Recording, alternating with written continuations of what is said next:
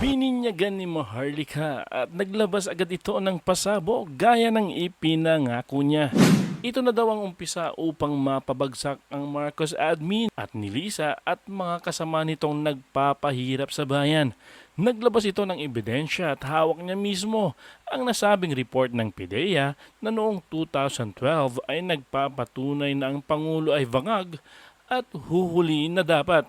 Subalit naudlot ito dahil napigilan daw ito ni First Lady Liza Marcos. Dated March 11, 2012 pa lang dapat ay nasa nakalaboso na si Marcos Jr. 2012, that's the date. Okay? Yan. Panagutin si Marcos Jr., si Lisa Tanas, ang lahat ng mafia na kasabwat niya na gustong gumurgor sa akin, na itigil na. Dahil ang susunod nilang hakbang, ibabala kayo sa laban sa China. Di rin nito maiwasang madismaya sa nangyayari sa West Philippine Sea na kung saan hindi raw totoo na inaaway tayo ng mga Chino. Pagkos nililinlang lang tayo ng mga taga-mainstream media upang maipakita na kinakawawa ng China ang Pilipinas. Ang gumagalaw po ang Philippine Coast Guard.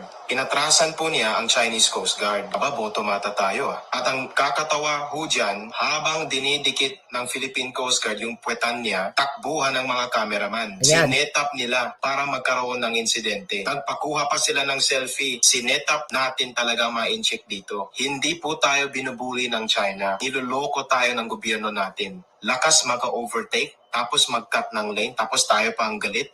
Nakakahiya tayo. So nakita nyo? Tama ba yon? Binakatake na tayo, may group picture pa? Makakakapag-group picture ka ba? Kapag ikaw ay ina-attack, ay tara mag-group picture muna tayo bago tayo patayin ng mga ito. BBM News.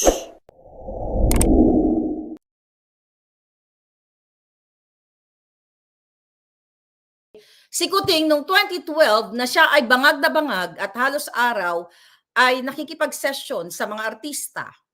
Okay? Na itong mga artistang to, nabanggit na nga ito, di ba? Pero hindi natin siya babanggitin kasi nananahimik naman. But, for the heck, para maipakita natin sa inyo, itong mga kasisyon ni Marcos Jr., kasi ito yung artistang ito, sinira nila ang buhay.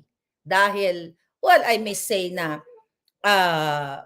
adult naman itong artistang to, well, sinira, na nalulung sa Coca-Cola. So, ngayon, noong 2012, ayon sa ating impormasyon, alright, si Kuting ay huhulihin na sana kasama itong artistang ito. So hulihin na siya, may order na po, actually hawak ko. Alright? So nung time na yon, dapat ay i-raid na siya kasi meron ng pre-operation report na si positive na si Marcos Jr. ay isang bangag na bangag sa pulburon. Panahon ito ni Noynoy.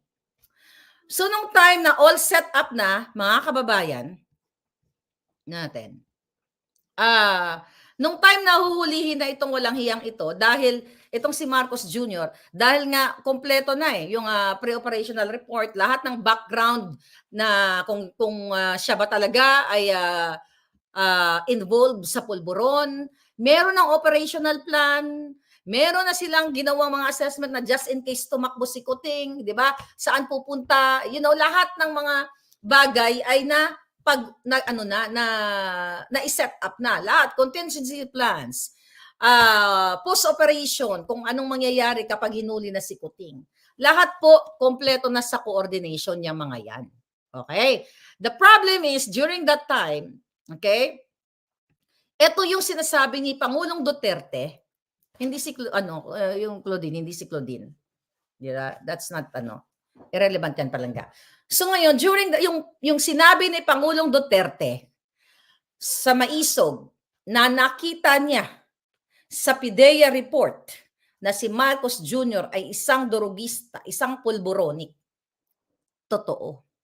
Yung sinabi ko sa inyo na lumuhod si Amy Marcos sa Pangulong Duterte na wag na hulihin si Kuting o wag na siya isama doon sa pulburonic list, sa narco list. Totoo yun kasi napaka-reliable ng ating impormasyon na nakuha doon at dito sa ipapakita natin ebidensya sa inyo ay magja-jive lahat. So, nung panahon ni Noynoy, isa sa kabinete ni Noynoy ang humarang dito. Okay? Maari, okay? Hindi natin muna siya bibigyan ng pangalan, pero maaring business partner ni Liz Satanas. Kasi napag-alaman natin na pinigil, ginawa ng paraan para wag matuloy at hindi tuluyang mapahiya si Marcos Jr. na siya po ay polboronic. Na siya ay nasa narco list talaga. Nandoon talaga siya. Mga kababayan, nandito po ang confidential report ng PDEA na hawak ko sa inyo. Ipopost ko to sa Twitter mamaya para may kopya kayo, hindi yung ganitong klaseng papel. Baka sabihin nyo ginawa-gawa ko lang. Okay, ipapakita ko sa inyo ang original copy. Okay? Sa Facebook, ititwist, bahala na kayo i-upload nyo lahat. Mag-stitch kayo sa TikTok, it's up to you.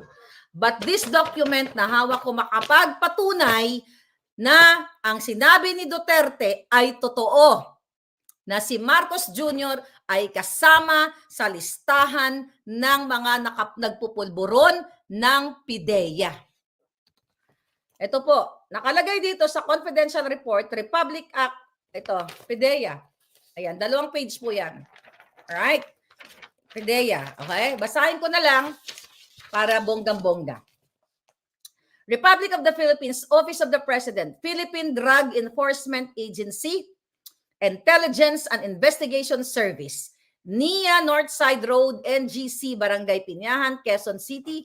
Andyan ang logo ng PDEA, mga pabalangga. So ito ay, sa the last minute, may kumausap sa akin na, Maharlika, wag mong ipakita ito, hindi yung nagbigay sa atin, wag mo ipakita sana ang ebidensya from the PDEA kasi lalo kanilang tatargetin at papatahin ka, hindi ka sisintahin ng mga ito. Sabi ko, kahit napakita ko hindi, papatahin din naman ako ng mga yan kapag ginusto nila at nakapag-tsempo yung mga hayop na yan. Sabi ni Kate Watson, ilabas na yan para mapahiya ang mga Marcos. Yes, pupost ko to later after ng vlog natin. Okay? Ito, ulitin natin, confidential. Republic of the Philippines Office of the President. Okay? Ito'y alam ni Noynoy nung time na siya ang presidente. Right? Hindi ko alam bakit hindi nila inisplok to at ginamit nila nung 2016 election ng presidente at even ng 2022. Kasi nga, alam niyo na kung bakit hindi ginamit. Kasi pala, pare-pareho silang dilawan-pulawan. Pre-operational report, control number, okay, blank. Dated March 11, 2012 pa lang, dapat ay nasa nakalaboso na si Marcos Jr. 2012, that's the date. Okay, yan. Okay. Ngayon, number 1, Unit Office Intelligence and Investigation Service. Name of the target. No alias. First na nakapangalan na binura ko na hindi na natin siya isasama, pero i-upload natin to mamaya. Blank, artista, and Bongbong Marcos Jr. Bongbong Marcos and Bonget and some unidentified male and female cohorts. Ito po ay order para i-arestuhin sila dun sa kanilang rumbuhan kung saan sila ay nagpupulburon. Okay? Name of the target, blank, the artista, and Bongbong Marcos and Bonget, alias Bonget, and some unidentified male and female cohorts, Filipino. Okay? Yes. Specific area of operation, NCR, National Capital Region, Makati City. Nakalagay dito, summary of information. A confidential informant personally appeared before this office and reported that a group of showbiz and politically affluent personalities are frequently using illegal pulburon, okay, inside Unit 4C Rizal Tower Building, Rockwell, Makati City.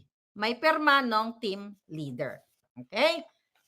Binura din natin para ang ma-highlight si Marcos Jr.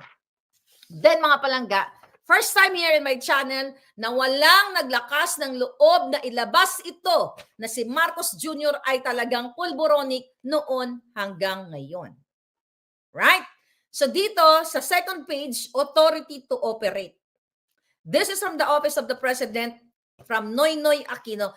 Pero I doubt it, baka hindi ito nakita ni Noynoy pala.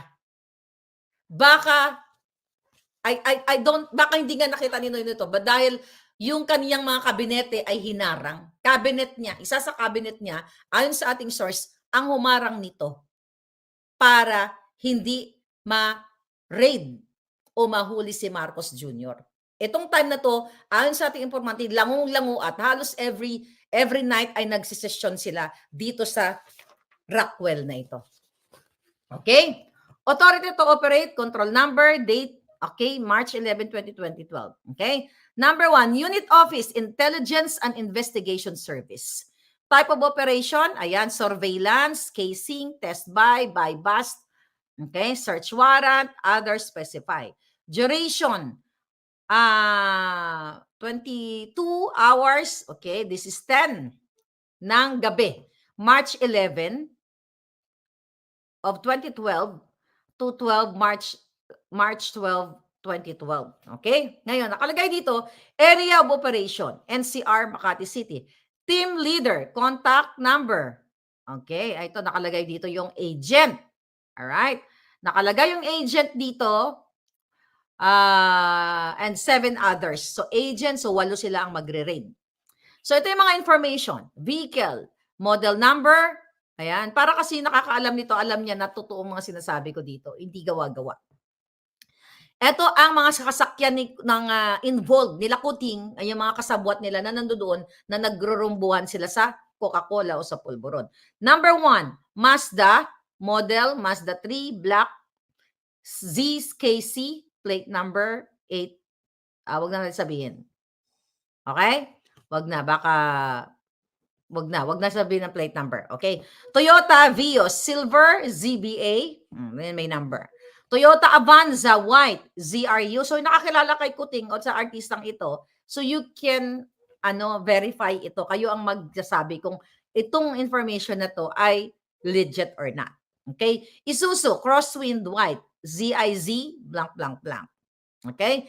Noted by Director 2S. Is it 2S or IIS? Okay? So ngayon mga kababayan, okay? Ito yung sinasabi ni Pangulong Duterte na nakita niyang papel. I think isa ito sa mga papel na mayor pa lang siya kasi 2012 ito.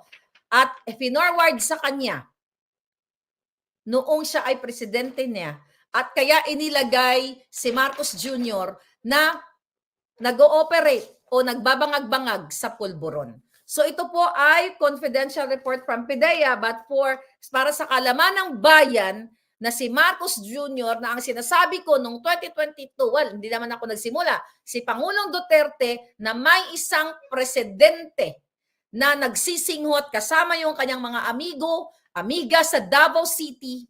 'Di ba? Sinabi pa nga ni Pangulong Duterte during the campaign na sa loob ng eroplano sila nagsisesyon. So, totoo, mga kababayan, ang sinabi ni Duterte na si Marcos Jr. noon pa lang, even nung mayor pa lang si Pangulong Duterte, si Marcos Jr. ang presidente ninyo ngayon ay isang bangag, ay isang pulboronic based dito sa PIDEA report na pilit na pinadudukot ni Lisa Satanas, pinadudukot ng gobyernong ito para hindi nyo makita. Pero dahil, mga kababayan, ay gusto nilang targetin ako, hindi gusto, tinatarget na nila, gusto nila akong gurgurin, might as well ilabas na natin sa buong mundo etong report na ito. Actually, na-forward ko na din po ito sa authority dito bago natin binlag. Okay? Ipinorward ko na dahil nga ginigipit nila ako, mga kababayan, gusto nila akong ipagurgor. Remember that? Na-forward na natin ito para mapagtibay natin kung gaano kabangag ang buwaka ng inang gobyernong ito. Nasa mga kamay ninyo ang desisyon Kung kayo ba ay tatahimik, religious group, people of the Philippines, kung tatahimik kayo na ang presidente ninyo ay isang bangag, ang mga nakapaligid sa kanya ay gusto kayong iharang sa gyerang hindi naman gyera ninyo. Gusto ang mga pamilya ninyo, ang mga anak ninyo ay ibala dyan sa gyerang gusto nilang mangyari dahil gusto nilang pagtakpan ang mga kasinungalingan, ang mga pambababoy nila sa inyo, ang mga pagtaas ng bilihin, ang lahat ng smuggling, lahat ng extraction, involvement ng gobyernong ito. Imagine nyo, paano nga naman hindi si Lisa Tanas ang hindi makialam doon sa pagdukot sa mga bata, sa kanyang kasabwat. Okay, na si Chua, marami pang ginagawa tong Satanas na ito. Dahil sila ay bangag. Bakit kayo ngayon inilagay sa alanganin dyan sa kaguluhan, sa China, na pinrovoke ng dutang gininang gobyerno ni Marcos Jr., kasabwat ang mainstream media, lahat ng anggulo ng camera na ipalabas sa inyo na kunwari tayo talaga ay binubuli ng China, na pwede namang diplomatic solution ang ibigay ni Marcos Jr. Pero dahil napatunayan ng PIDEA noong panahon ni Noynoy, etong papel na ito na si Kuting ay isang pulburon, kaya kayo isinasalang sa rarara na yan at gustong mategi, magurgur kayong lahat, then it's up to you to get up. And if you want, if you don't ayaw nyo talaga na gusto niyo si Kuting pa rin, you get ready sa gerang gusto nila. Kung gusto nyo magbuwis ng buhay ng walang saysay, sige, ngayon, pumunta na kayo doon sa West Philippine Sea, puntahan nyo na at makipagbang-bang-bang na kayo. But this time, mga kababayan, ito, ipakakalat ko to sa inyo, pupost ko to sa TikTok, sa Boljakan Facebook, at sa Twitter para makuha ninyo ang kopya at you decide. Hindi dito, sa Facebook natin, mga palangga. You know what I mean? Hawak ko to. I know you are excited, but I will post this, ipatrend ninyo ang document na ito. Ito ang isa sa ina-after nila sa akin para ayaw nila akong pagsalitain. Wala ni isa ngayon na nagsasalita sa Pilipinas, even military, na maglakas ng loob na ipalabas ito dahil baka gurgurin ng gobyernong Kuting. I totally understand that. Dahil pinoprotektahan ninyo ang inyong pamilya. Naintindihan ko po yan. Naintindihan ko kayong lahat. Kaya sabi ko, I don't know kung ano ang misyon ko sa mundong ito, na ang kinakabangga po natin na ninyong lahat ay hindi ordinaryong tao, kundi demonyo o mga mafia o mga sindikato na kayang magpagurgur sa akin. And they have the trillion budget, the national budget of the country. Nasa kanila at talagang gusto nila akong igurgur dahil sa mga expose. Pagurgur man nila ako, wala na silang magawa, eto na ang first part ng ating ebidensya. Alright, first part. Huwag kayo masyadong ma-excite sa video. Okay, I'll tell you about it. Mga kababayan, tandaan ninyo. Okay? Na ang may hawak pa ng live na live at iba pa, hindi lang isa. Okay? Mga palangga, ay may threat na. Alam ni Lisa Tanas kung sino ang may hawak ng video. So ngayon, nakausap ko siya kanina. Mga palangga, sabi ko sa kanya, kailangan ilabas na natin ito. Magigera na, gigirahin na tayo. Sabi ko na gano'n sa kanya. Ang mga kababayan, ang mga palangga natin dyan, sabi ko sa Pilipinas, ano gagawin? Okay? So, ang nag-iisip pa, sabi ko, gawin na natin ngayon. Kung gusto mo i-save ang bayang ito, gawin na natin. Huwag na natin patagalin. So, doon sa mga, well, ipopost ko to. Don't worry, okay? Itong papel na ito, ipopost natin to sa sa Twitter mamaya. Abangan ninyo after ko mag-vlog, right there and then, ipopost ko. Huwag kayo palangga atat. I-forward nyo sa lahat ng pwede nyo i-forward. I-stitch sa TikTok na ito dahil this is a legit Actually, nakagawa na ng gumagawa na ng pang-counter ito ang presidential communications. 'Di ba? Nakarating din sa atin, galing din sa loob. Gumagawa na sila ng counter dito sa inilabas natin. So, magpapakalat na sila, magdi-disseminate sila ng information sa kanilang mga dugyots at even mainstream media na sasabihin nila, i-discredit nila si Maharlika. At ito sasabihin nila fake, ito gawa-gawa. Then, hindi po ako ang magdedesisyon. I will give it to you. Ibibigay ko sa inyo ang impormasyon at ito ay permado ng team leader ng PDEA. Pero, ano lang natin to, slash lang natin ito, pati yung artista, kasi nananahimik naman na yung artista, nasira na yung kanilang buhay. Nakablock ko itong video, putol-putol, ano? Okay. Mga palangga, December pa lang gusto na nila akong gurgurin. Nakalagay din yan sa aking affidavit, mga palangga. 'Di ba? Gusto nila akong gurgurin at ang nag-volunteer ng pagkitil sa Juhay ko ay si Mel Robles. Nakalagay din lahat yan sa affidavit ko. Nakalagay yan sa FBI. So kung ano mangyari sa akin, you know that already. Alam na ng gobyerno ng Amerika na ang magpapapachitegi sa akin, si Lisa Sikuting. Mga kababayan, para malaman nila, para malaman ng tangin ng gobyerno ito, ikaw Lisa Satanas, okay?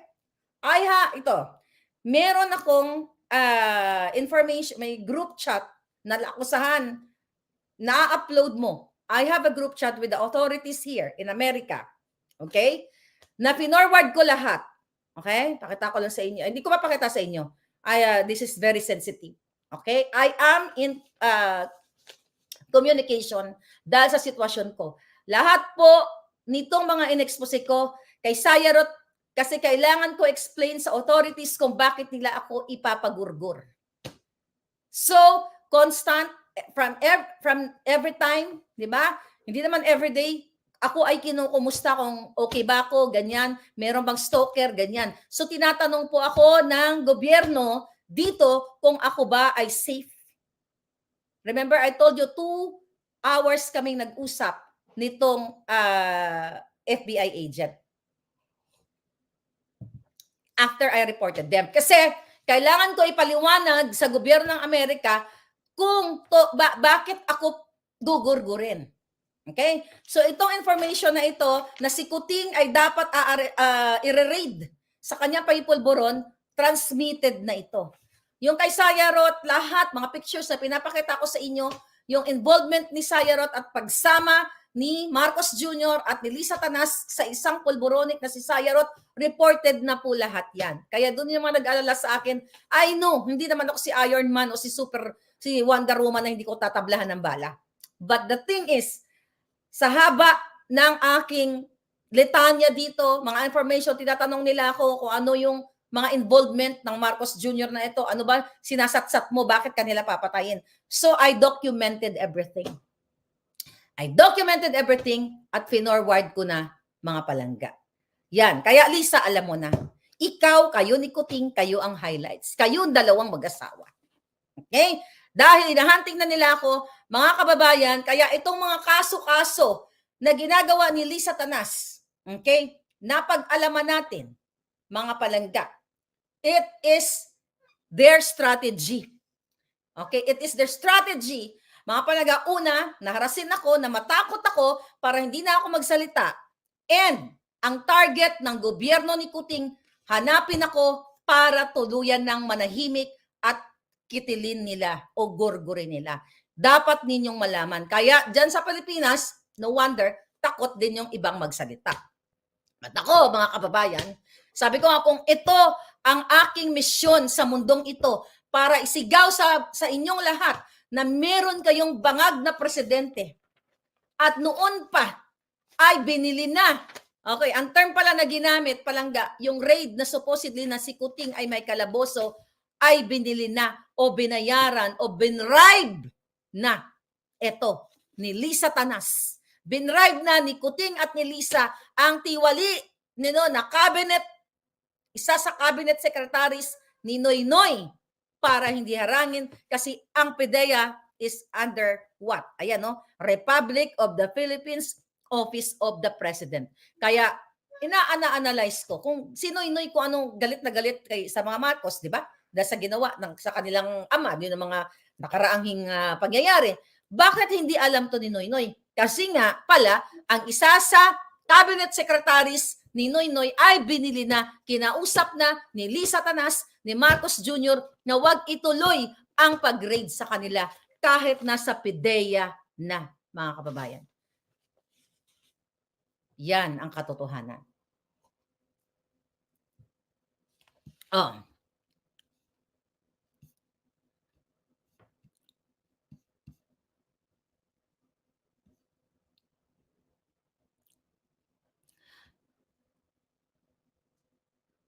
Okay. Sabi ni Eric Natividad, Miss Maharlika, di ko pa napagdugtong-dugtong kwento sa The Fort, sa BGC, sila nga siguro yung mga taong matataas na bumugbog doon. Biktima anak ni General Catellano na PMAyer na napatay nila. Kailan yun Palangga? Eric Natividad? Yun, baka. Yun, I'm not sure. Sige, tingnan, i-research natin yan Palangga. I'm not sure about that. But yes, this document is legit. You will upload this later. Yeah. So mga kababayan, kaya ngayon, minabadali nila na kayo ay magurgor ng kaguluhan sa West Philippine Sea. Kasi alam ni Kuting na hindi na siya magtatagal. Sabi ko nga, hindi na siya aabutin ng Pasko. At ang nakikita natin, ano ba dapat ang ginagawa, mga kababayan, ng taong bayan? Okay? Ano ba ginagawa ng taong bayan kapag ito ay what? Ito ay nakikita nyo na ang isang presidente ay nasasangkot sa iskandalo. Pero ano ang ginawa ni Kuting? Siyempre, pagsisinungalingan niya. Nung siya ay pinagbintangan ni Duterte, doon sa Maisog, na pinagbintangan, binukilya ni Duterte na si Marcos Jr. ay nakita niya sa PIDEA report, which is ito, okay, na siya ay sangkot sa pagpupulburon.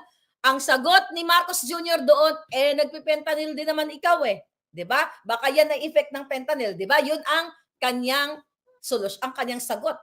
Na dapat kapag ganito na nasasakdal sa iskandalo o nasa gitna ng iskandalo ang Kuting noong 2022 pa. And also, hindi lang pulburon ang kinasasangkutan nila. Well, pulburon again, pakita muna natin yung kay Sayarot. Okay? Pakita muna natin Palangga yung kay Sayarot. So, ang tagal-tagal, pero ayaw kasi pick upin ito ng mainstream media. The reason why, mga kababayan, kaya naman pala, okay, paulit-ulit natin, kaya naman pala si Mark Anthony Sayarot, nireport ko rin to sa federal, okay? Kaya pala si Mark Anthony Sayarot, ito, saan na yun? Ito.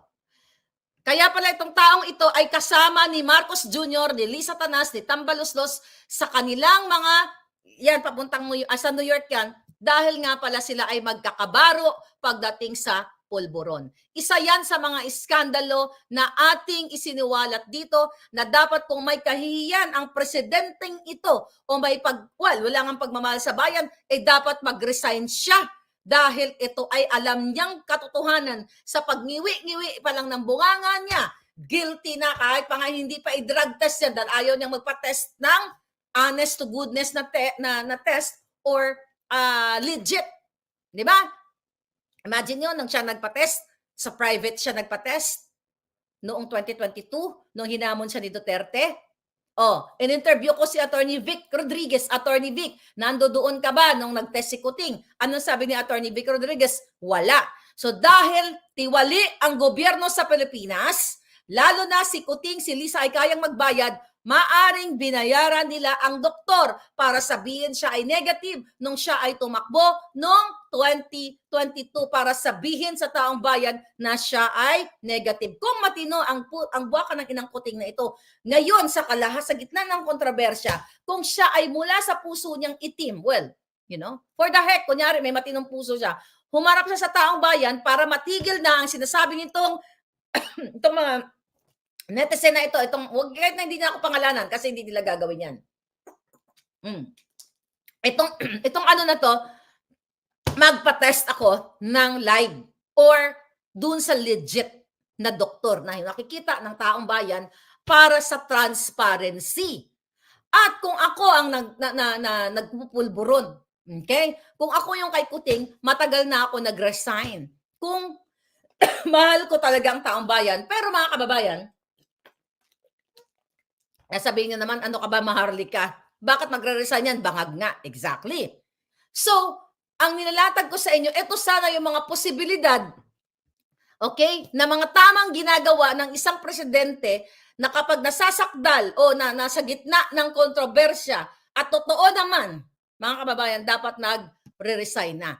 But another option is what? Yung sinasabi nating legal proceeding o yung impeachment. Pero paano paano tayo mananalo sa Kongreso? Okay?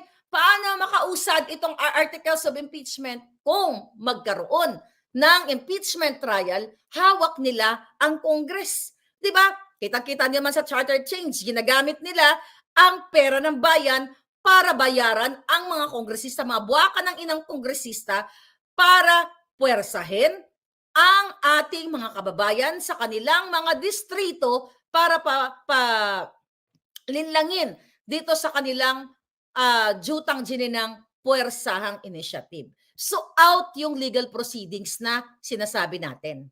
Although yan ang pinaka dapat gawin, impeachment, pero hindi tayo mananalo dyan, mga kababayan, dahil nga hawak nila, binabribe lahat ni Tambaloslos, ni Lisa, ang mga putang inang mga kongresistang hindi pa nilamon ng lupa. Okay? Isa yan dapat. Ngayon, magpa-public apology ba si Kuting? Hindi. Dahil ang isang bangag na katulad ni Marcos Jr. ay hindi mag-a-apologize sa publiko. Mismo ang kapatid niya, mismo ang nagbukelya na napapaligiran siya ng mga demonyo pero wala pa ring effect. Natatandaan nyo ang interview namin ni Pebbles Salakera nung nakaraang araw at nung mga nakaraan pa. At sinabi ko rin sa inyo na nung June, bago kami ni Pebbles Salakera magtalak dito sa aming pagkadismaya kay Kuting, ay si Senator Amy Marcos mismo ay kumpirmado na ang kapatid niya ay polboronic. Balikan ko po uli ang kwentong yon. Nung sinasabi ko ni Pebbles na meron siyang pasabog tungkol kay Lisa Tanas at kay Barney, okay, kay Taning, okay? So, hindi ko alam, kumbaga, ayokong mangyari na magsalita si Pebbles ng mga ebidensya o mga katotohanan laban kay Marcos Jr. kasi nga supporter ako. Kaya dahil kinabahan ako at nag-aalala ako kay Kuting, message ko si Amy Marcos na tinawagan ko siya, message and text. Nawala na lang yung mga namin conversation. Okay? Anyway, that was a Viber conversation. Sabi ko, Manang, na-confirm yan ni Pebbles mismo dahil alam din yan ni Daryl Yap. Sabi ko, Manang, Senator, sabi ko yung ading mo. Sabi kong ganon. May ipapasabog si Pebbles patungkol kay Lisa Tanas at kay Taning. Ang sagot ni Amy Marcos sa akin diyan, ano yun, Maharlika? Yung pagdi-deliver ni Pebbles ng pulboron o asin kay Lisa. Coming from presidential sister. That was June of 2022. Kaya nawindang ako. Kaya tinanong ko si Pebbles, Mother, nagdi-deliver ka ba ng pulboron kay Lisa para kay Kuting? Sabi niya, nako, hindi na ka. So yun, that was June 2022. Pero syempre, hindi nila aaminin lahat yan. Pasinungalingan nila kahit nahawak pa natin ang itong papel na ito. So yan dapat, kung matino si Kuting, which is hindi, dapat meron siyang accountability sa taong bayan na siya ay isang bangag na bangag, dapat niyang public apology and mag-resign na. Pero hindi niya po gagawin yan dahil may pakinabang sila sa gobyerno na pagkakamkam lahat ng pera at pag-recover ng kanilang mga frozen assets. Kaya naman kayo ngayon ay nasasabak sa matinding parating na kaguluhan. Ano dapat ang duty ninyo, mga palangga? Ano dapat ang gagawin ng mga mamamayan? At doon sa mga sumusuporta kay Kuting, sinasampal na kayo ng katotohanan. Sinasampal na kayo ng ebidensya. Nakikita nyo na ang lahat ng ginagawa ng hayop na gobyernong ito sa taong bayan ang pagpapahirap. Di ba? Nasaan na yung kanyang digital infrastructure na dapat isang pindot lang natin kasi may hinahanap akong kaso na may convicted staffa itong isang designer na ito noong 1998. Dahil sa pambubudol, akala mo hindi ko alam meron akong hinahanap na dokumento na ang isang designer sometime in 1998, 1999 ay na-convict ng staffa. Okay? Na ang inistapa niya yung pangalan ng parlor ay Salon de Orient. Okay? Yung time na yon hinahanap ko. Kaso lang, sa Amerika, pag naghanap ka ng kaso, one click lang, boom, labas na. Sa Pilipinas, wala. Mangangawit ang dila mo bago mo mahanap ang kopya ng mga kaso. Pero dahil, bakit ko ito sinasabi? Kasi gusto ko lang i-inject ang pangako ni Kuting na dapat ay digital infrastructure na sinasabi niya, pero wala. Digital pulboronic ang nangyayari. Digital na pangangamkam. What I'm trying to say, nakikita nyo na lahat na hindi tinupad ni Marcos Jr. ang kanyang mga pangako na bilang na ang oras ng mga smuggler. Pero balikan natin, pakita natin na ang smuggler ay kasabwat ni Lisa Tanas at inappoint pa na maging special envoy to China. So ngayon, mga palangga, asan na si Jong? Wala na? Okay, ito na lang pakita natin. Si Michael Ma. Ayan, yung dalawang picture niya. Yan! Okay, alam nyo na yung Jong. Di natin papakita yung video ngayon. So ngayon, isa yan. Sa pangako ni Marcos Jr. na bilang na ang oras ng mga smuggler, ayan si Michael Ma, inappoint na special envoy, kasama pa ngayon yan ni Lisa sa kanilang illegal business with smuggling. Isa yan, mga palangga, na dapat kailangan nyo mag-speak up. Ang pulburon kanina si Sayarot. Ano yung pagpapalaya sa mga katulad ni Amit Chandiramani, again, na inarbor ni, ito, pakita natin si Amit, okay? Pakita natin ito si Amit na inarbor ni Mel Robles at kinausap niya si Lisa Tanas na palayain itong si Amit Chandiramani. Nasaan na si Amit Chandiramani? Okay, ito. Ayan, Indian. National. Okay, yan. So bakit ko ito binabalikan? Kasi kapag ganito na sana, ang nakikita ng taong bayan na ang gobyerno mo ay pulboronic. Ito, hawak ko na PIDEA. Kasabwat ng smuggler. Kasabwat ng mga sindikato. Hayaan nyo pa? It's time for you na mag-reflect katatapos lang ng mahal na araw, 'di ba? Reflection. Yung mga sakripisyo ni Jesus sa atin, 'di ba? Sana gayahin niyo si Jesucristo na mag-reflect at panagutin si Marcos Jr., si Lisa Tanas, ang lahat ng mafia na kasabwat niya na gustong gumurgor sa akin na itigil na. Dahil ang susunod nilang hakbang, ibabala kayo sa laban sa China. At ito mga provoking video na nakikita po ninyo sa mainstream media intended for you, to deceive you na tayo talaga ay gustong girahin ng China. Wrong! Wrong! Walang intensyon ang China na girahin kayo dyan. Dahil kung makikita mo ang video, mga palangga, planado, pati mainstream media ay nag-selfie ka, nakatawa pa sila. Saan ka makakakita ng pinoprovoke daw ng China pero naka-smile pa sila? Nag-group picture pa kayo doon. Meron bang ganon? Na na-surprise sila dahil winoter canon sila ng China tapos nakuha pa nilang bawat anggulo doon sa boat na yon. Okay? Doon sa bulok-bulok na boat na yon. Nakuha nila bawat angle tapos ang mga mainstream media naka-smile pa. Meron bang ganon? Nasa bingid ka ng alanganin dahil ang press release nila ay babangbangin kayo ng China. Eh bakit kung todo smile pa mga putang ina doon? Meron ba na tao na nasa bingid na ng alanganin, bobombahin ka ng ganyan, nakuha nyo pang mag-selfie group, mag-picture taking? Di ba? Ngayon, mga palangga, it's up to you. Lagay mo na sa Twitter. Oh my God, sabi ni Pam, Inday, Sarah, lahat ng mga nakakanood sa akin, baka hindi nyo pa ito nakita, I'll send this to you. I-upload ko to, ha? Huwag kayong masyadong masyadong atat. But after this, saan nyo nakasmile? Punta po kayo sa Maharlika Network. I think sa Maharlika Network may pinost ako na video coming from the parang yung bagets, yung bata na bata pa eh. Yung 30-second video na sa Maharlika Network. Tingnan natin. Na kung saan, ito, pakita na natin siya dito. Daniel Long. Ito, pinost natin. Nakita ko may nag-send lang sa akin na bonggang-bongga. Okay, tingnan natin. Here. Ito ba yun? Ito, pakita natin sa inyo. Okay. Ang gumagalaw po ang Philippine Coast Guard.